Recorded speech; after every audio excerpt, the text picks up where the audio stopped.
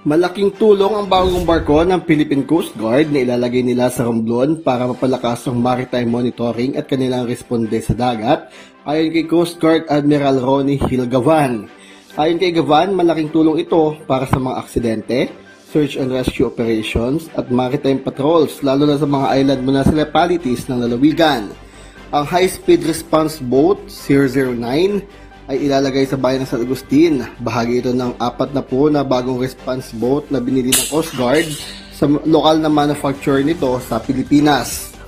Kaya tumakbo ng 40 knots ang barko na may advanced features kagaya ng gun mounts, wide-range radar at medical equipment.